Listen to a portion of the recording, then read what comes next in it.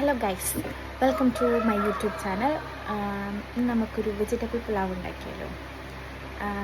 സിമ്പിളായിട്ട് ഈസി ആയിട്ട് ഉണ്ടാക്കാൻ പറ്റിയൊരു വെജിറ്റബിൾ പുലാവ്. ഞാൻ ഫോളോ ചെയ്യുന്ന അക്കൗണ്ട് എന്ന് വെച്ചാൽ നമ്മുടെ യൂട്യൂബിലെ ഷാൻജു എന്ന് പറഞ്ഞ ചേട്ടൻ്റെ കുക്കിംഗ് റെസിപ്പീസാണ്. അപ്പോൾ അതെടുത്തിട്ട് നമുക്ക് ഈസി ആയിട്ട് എങ്ങനെ ഒരു വെജിറ്റബിൾ പുലാവ് ഉണ്ടാക്കാൻ പറ്റുമല്ലോ. അതിൽ ഒന്ന് രണ്ട് സാധനങ്ങളില്ല, എന്നാലും കുഴപ്പമില്ല, നമുക്കത് സ്കിപ്പ് ചെയ്തിട്ട് പെട്ടെന്ന് ഉണ്ടാക്കാൻ പറ്റിയൊരു വെജ് പുലാവ്. അപ്പം പെട്ടെന്നായി നമുക്ക് ഒരുമിച്ച് ഉണ്ടാക്കാം. ഓക്കെ, ആദ്യം കുറച്ച് ഉരുളക്കിഴങ്ങ് കട്ട് ചെയ്തത്, പിന്നെ കുറച്ച് പയർ, പിന്നെ കുറച്ച് ഉള്ളി അരിഞ്ഞത്, പിന്നെ ഗ്രീൻ പീസ് അത് ഉണക്കിയായിരുന്നു, ഒന്ന് ഞാൻ വെള്ളത്തിലിട്ട് കുതിർത്ത് വേവിച്ച് വെച്ചിട്ടുണ്ട്. പിന്നെ കുറച്ച് ക്യാരറ്റ് കട്ട് ചെയ്തത്, പിന്നെ ഒരു ഉണക്കമുളകുണ്ട്, ഒന്നേ ഉണ്ടായിരുന്നുള്ളൂ, അത് നമുക്ക് സവാളയുടെ കൂടെ വഴറ്റിയെടുക്കാം. പിന്നെ കുറച്ച് ഇഞ്ചി വെളുത്തുള്ളി പേസ്റ്റ്, മഞ്ഞൾപ്പൊടി, മുളക് പൊടി, ഗരം മസാല, പിന്നെ ഒരു ടീസ്പൂണ് ലെമൺ ജ്യൂസ്. ഇത്രയും ഇൻഗ്രീഡിയൻസ് ആണ് ഈ ഒരു വെജ് പുലാവിലേക്ക് ഞാൻ എടുത്തിട്ടുള്ളത്. ആദ്യം നമുക്ക് കുറച്ച് നെയ്യ് ഒഴിച്ചിട്ട് അതിലേക്ക് മുളകും, പിന്നെ എൻ്റെ കുറച്ച് കാഷ്യൂനട്ട് ഉണ്ടായിരുന്നു, അതും കൂടെ നമുക്ക് റോസ്റ്റ് ചെയ്തെടുക്കാം.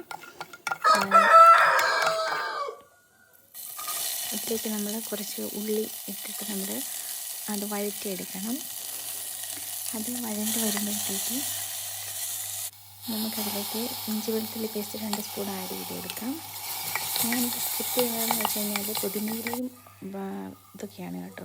ഇതിലേക്ക് നമ്മൾ എടുത്ത് വെച്ച പൊടികൾ നമ്മൾ ആഡ് ചെയ്യാം. അതൊന്ന് റെഡിയായി വരുമ്പോഴത്തേക്ക് അതിലേക്ക് നമ്മൾ എടുത്ത് വെച്ച വെജിറ്റബിൾസ് നമുക്ക് ആഡ് ചെയ്ത് കൊടുക്കാം. പിന്നെ നമ്മൾ എടുത്ത് വെച്ച അരി ആഡ് ചെയ്ത് കൊടുത്തിട്ട് ജസ്റ്റ് ഒന്ന് റോസ്റ്റ് ചെയ്തെടുക്കുന്നുണ്ട്, ഒരു 2-3 മിനിറ്റ്.